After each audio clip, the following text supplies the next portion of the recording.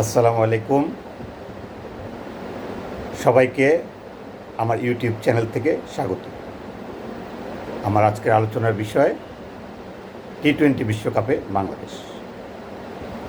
আমি যখন এই আলোচনাটি করছি ঠিক তখনই আজ রাত 9টায় বাংলাদেশ সময় হিউস্টনে যুক্তরাষ্ট্রের মুখোমুখি হবে বাংলাদেশ দল। সিরিজ হার তো আগেই নিশ্চিত হয়ে গেছে। এখন হোয়াইট হাউস এড়াতে তারা শেষ ম্যাচে যুক্তরাষ্ট্রের সাথে, যেটাকে আমরা প্রস্তুতিমূলক সিরিজ বলতে পারি, সেখানে যুক্তরাষ্ট্রের মুখোমুখি হবে।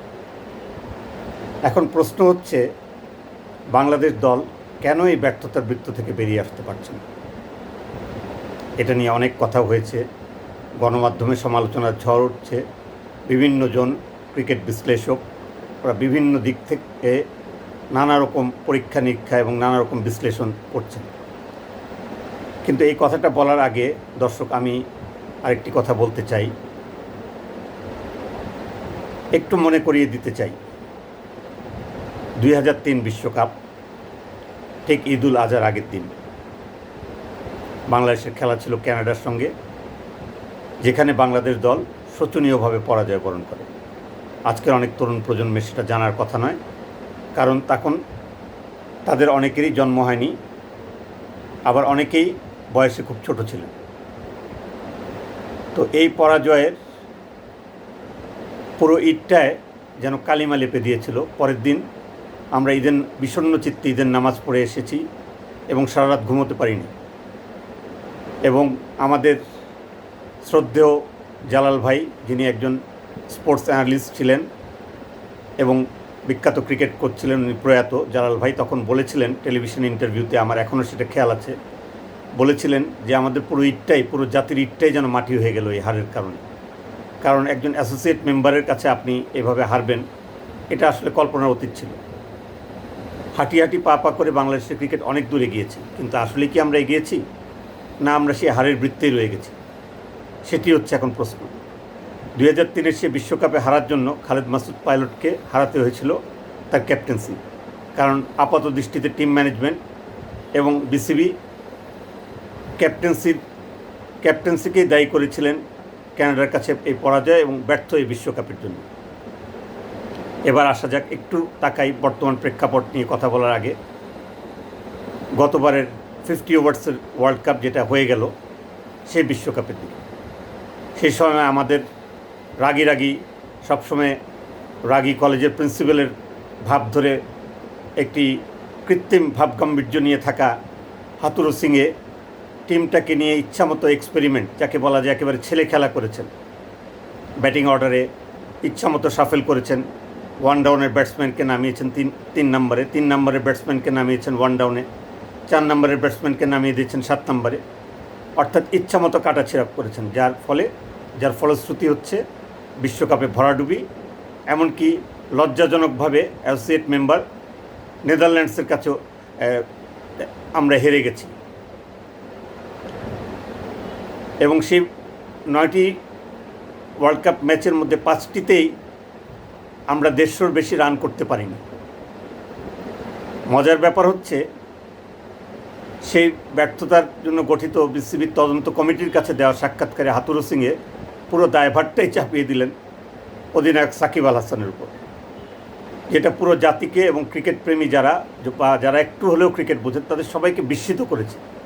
কারণ আমরা জানি ক্রিকেটের টিম ম্যানেজমেন্ট বলে একটি কথা আছে, যে কথাটি খুবই গুরুত্বপূর্ণ। Team management, the captain, team management comprise the captain of the team, the manager and the coach.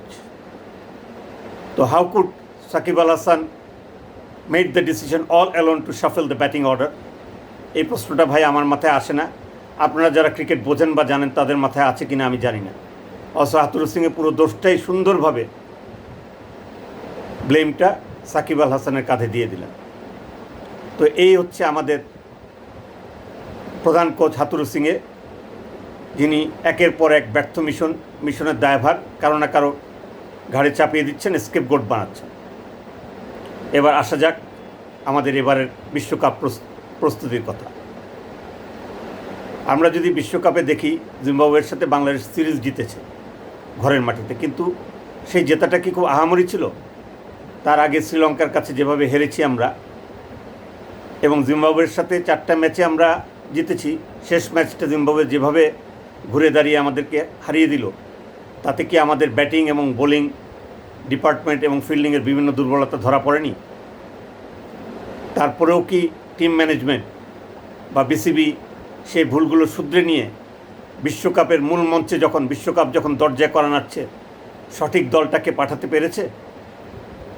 আমরা জানি, যদি আমরা আমাদের প্রতিবেশী দেশ ক্রিকেটের সুপার পাওয়ার ভারতের দিকে দেখি, পাকিস্তানের দিকে দেখি, ইভেন অস্ট্রেলিয়া, নিউজিল্যান্ড, ইংল্যান্ড, যে 20টি দল participating countries, 20 participating countries, West Indies এবং যুক্তরাষ্ট্রে যে ক্রিকেটের মহারণ শুরু হবে, টি20 ক্রিকেটের 2রা জুন সেটা অনুষ্ঠিত হবে, তাদের শ্রেষ্ঠ প্লেয়ারদের নিয়ে 15 সদস্যের দল পাঠিয়েছেন। কিন্তু আমরা কি বুকে হাত দিয়ে বলতে পারবো যে আমরা যে দলটি পাঠিয়েছি আমাদের 15 জনই দেশসেরা খেলোয়াড়, নাকি এর মধ্যে কোনো কিন্তু রয়ে গেছে?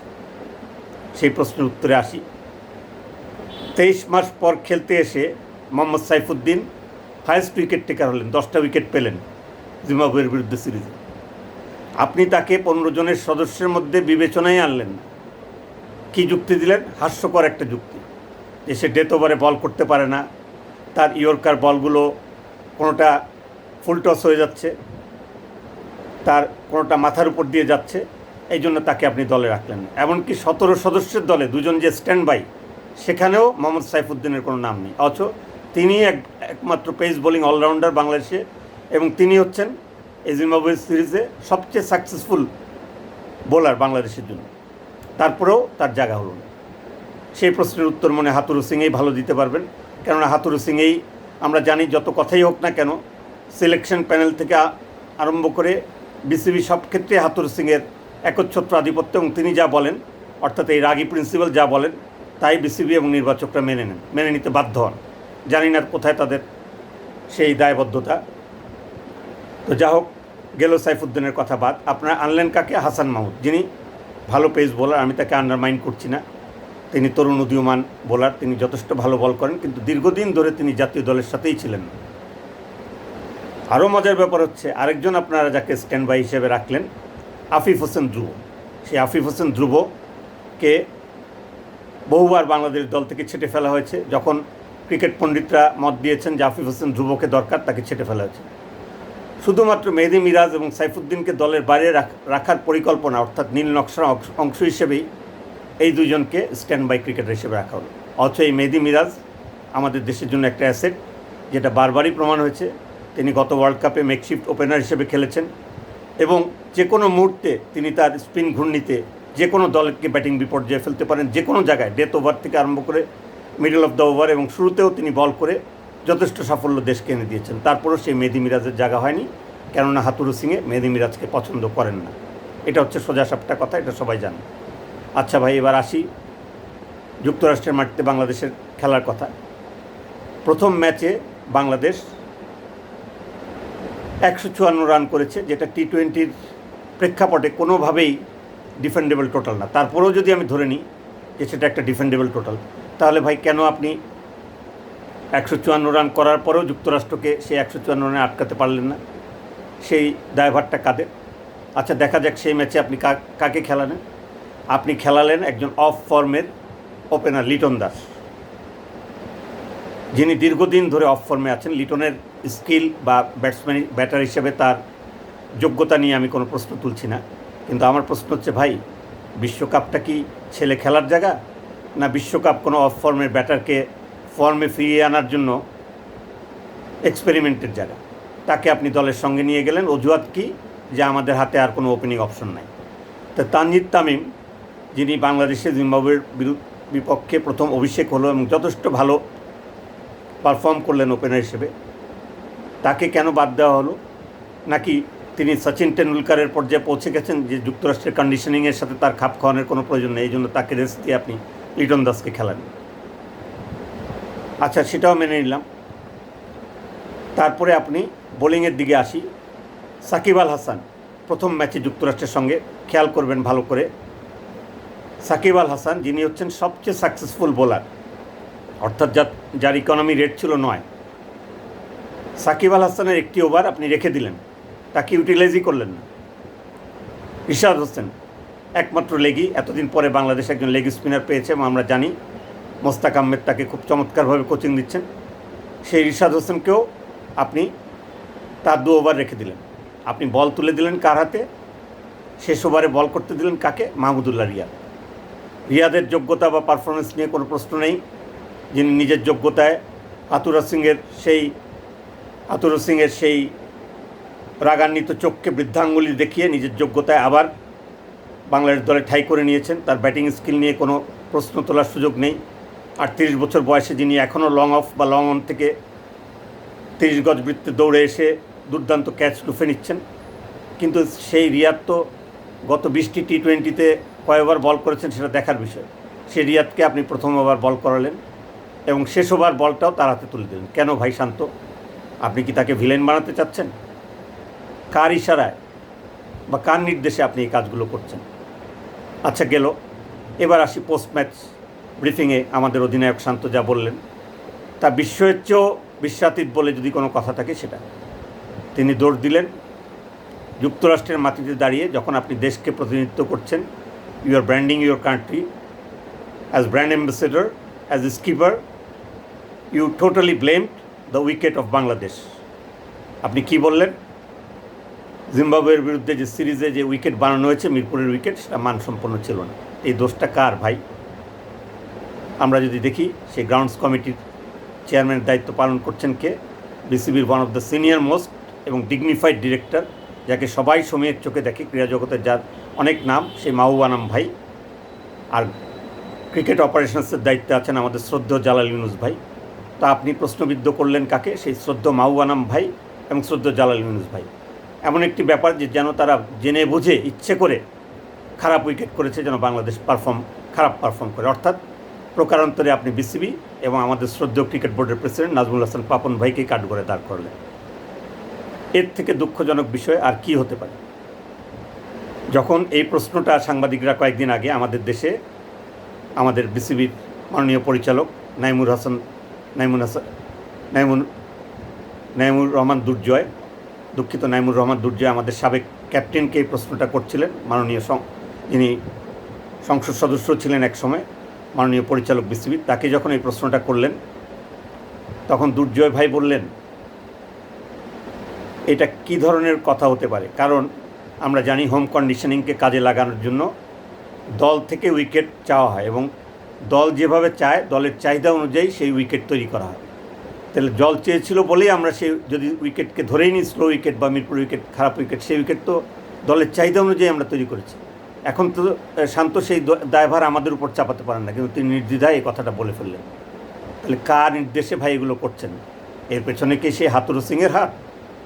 হাতুরা সিংও কি আপনাদের ফ্রাইট হয়ে দাঁড়িয়েছে, ভীতির কারণ হয়ে দাঁড়িয়েছে, যে কারণে আপনারা মুখ খুলতে পারছেন না এবং প্রেস ব্রিফিংয়ে যে অনেকটা দুঃস্বপ্নের মতো প্রলাপ বকছেন? আচ্ছা আসি এবার দ্বিতীয় ম্যাচের কথা।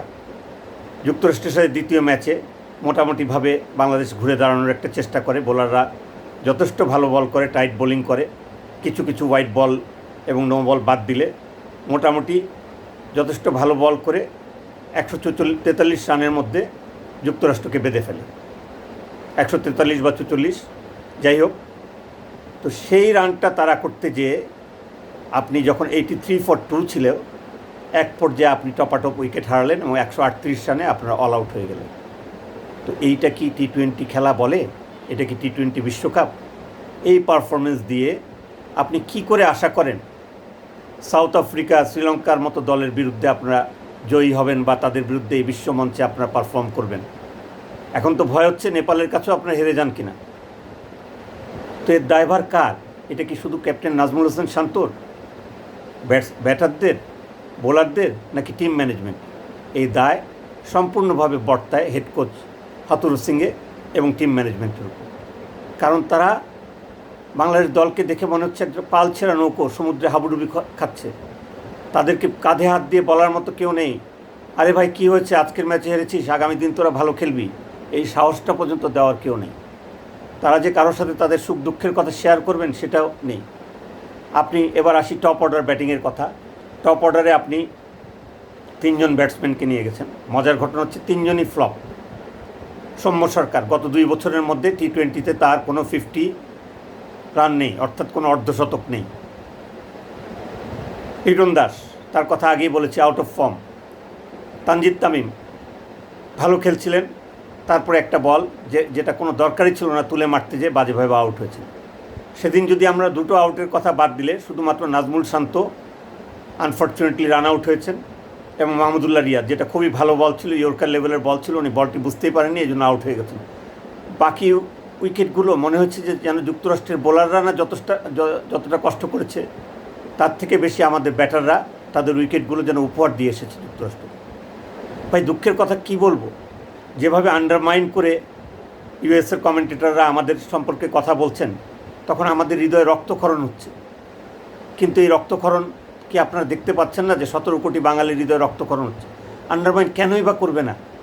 আপনারা তো নিজেদেরকে মিনোজ বানিয়ে দিয়েছেন। মিনোজ হওয়ার কথা যুক্তরাষ্ট্রের, ছোট দল হওয়ার কথা যুক্তরাষ্ট্রের, কিন্তু আপনারা কি প্রমাণ করতে পেরেছেন যে আপনারা বিশ্বমঞ্চে খেলে আসা বাংলাদেশ, যাদের অভিজ্ঞতার ঝুলি সমৃদ্ধ, যারা বহু অসংখ্য টি-20 খেলেছেন, যারা অসংখ্য ওয়ানডে ম্যাচ খেলেছেন, যারা অসংখ্য টেস্ট খেলেছেন, আপনারা তো এখন ছোট দল হয়ে গেছেন যুক্তরাষ্ট্রের কাছে। কেন পারছেন না আপনারা? এখন আসি নাজমুল হোসেন শান্তর স্ট্রাইক রেটের কথা। কী আর বলবো, দুঃখের কথা।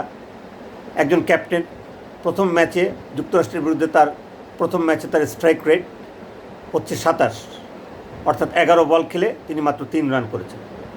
দ্বিতীয় ম্যাচে হ্যাঁ তিনি সার্ভাইভ করেছেন, 36 বল খেলে 34 রান করেছেন, কিন্তু স্ট্রাইক রেট এমন কোনো আহামরি নয়। 105 টি-20-র বিশ্লেষণে বা টি-20-র স্ট্যাটিস্টিক্সে যদি আপনি দেখতে যান, সেটা অত্যন্ত কম।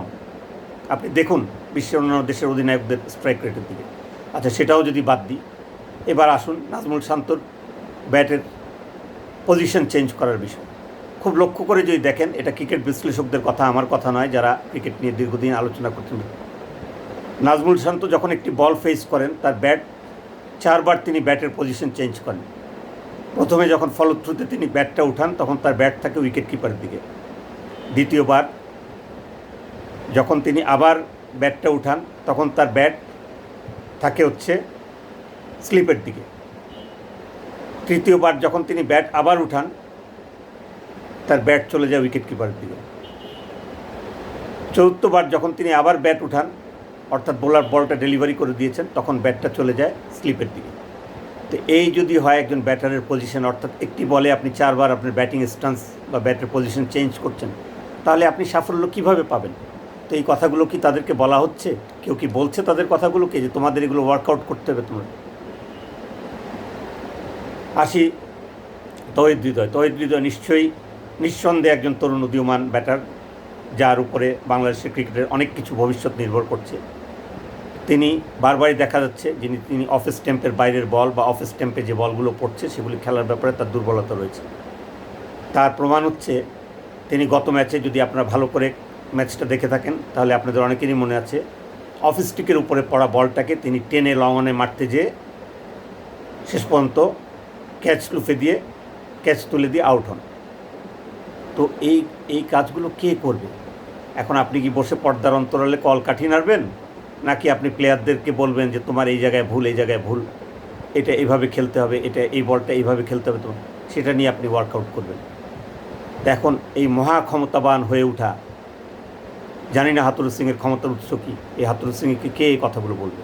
কারণ তিনি তো সবসময় রাগি একটা প্রিন্সিপালের চেহারা নিয়ে বসে থাকেন, যেন প্লেয়াররা বা কেউ তাকে কোনো কথা প্রশ্ন করতে না পারে। এবার আসি পোস্ট ম্যাচ ব্রিফিংয়ের কথা। পোস্ট ম্যাচ ব্রিফিংয়ে মজার বিষয় হচ্ছে, বাংলাদেশের ভেটারান অলরাউন্ডার, ওয়ার্ল্ডের one of the top allrounder Shakib Al Hasan, যার অভিজ্ঞতার জুলি বা যার পারফরমেন্স নিয়ে প্রশ্ন তোলার কোনো সুযোগই নেই, তাকে যখন প্রেস কনফারেন্সে অর্থাৎ পোস্ট ম্যাচ ব্রিফিংয়ে ঠেলে দেওয়া হলো, সাংবাদিকদের প্রশ্ন মানে তিনি জর্জরিত। তিনি তখন অসহায়ের মতো বলছেন, ভাই এসব প্রশ্নের উত্তর আমার জানা নেই, যাই সাংবাদিকরা প্রশ্ন করছে ব্যর্থতার দায় কার? তিনি বলছে, আমি যদি জানতাম তাহলে তো আমি আপনাদের বলতাম। যখন বলা হলো সাকিব ভাই টপ অর্ডারের ব্যাটসম্যানরা কেন ফ্লপ করছে, এটা কি আপনি জানেন? টপ অর্ডার বলছে, ভাই আমি বলতে পারবো না, আমাদের একটা খারাপ সময় যাচ্ছে, শুধু এই কথাটা উনি বলেছেন। তো এই খারাপ সময়টা ভাই আর কতদিন আর এক্সপেরিমেন্ট চলবে? কতদিন এই হাতুরু সিংয়ের কাছে জিম্মি হয়ে থাকতে হবে 17 কোটি ক্রিকেট প্রেমীর বাংলাদেশকে, সেই প্রশ্নটা এখন দেখা দিয়েছে। এবং সেটার সমাধান যদি করা না যায়, তাহলে বাংলাদেশের ক্রিকেটের তো ভরাডুবি হচ্ছে। এখন শেষমেশ যে বাঁচার আশা, সেটাও মনে চলে যাবে। তো আমার মনে হয়, এবং আরেকটা কথা না বলে পারছি না এই কথাটা শেষ করার আগে, যখন সবাই ঘাম জড়াচ্ছেন, যখন বড় বড় দেশ প্রত্যেকটা প্লেয়ারের জন্য ট্রেনিংয়ে পার্টিসিপেট করা, প্র্যাকটিস সেশনে পার্টিসিপেট করা ম্যান্ডেটরি করে দেওয়া হয়েছে, যখন বিরাট কোহলির মতো প্লেয়ারও ছাড় পাচ্ছেন না সেই রিগোরাস ট্রেনিং সেশন থেকে, তখন আমাদের দল যুক্তরাষ্ট্রের কাছে লজ্জাজনক সিরিজ হারের পরেও ঐচ্ছিক অনুশীলনের মতো লাক্সারি বা ল্যাভিশনেস দেখাতে সাহস করছে। অর্থাৎ ঐচ্ছিক অনুশীলন মানে যে ক্রিকেটার ইচ্ছা যাবেন প্র্যাকটিসে, যার ইচ্ছা যাবেন না। তো এই যদি হয় অবস্থা, আর কতদিন হাতুড়ুর কাছে জিম্মি হয়ে থাকবে বাংলাদেশের cricket? I think this is high time for air cleaning of our cricket board. As soon as they awake from their sleep, that will be better. আপনারা সবাই ভালো থাকবেন। সবার ভালো থাকার প্রত্যাশায় আজ এই পর্যন্ত।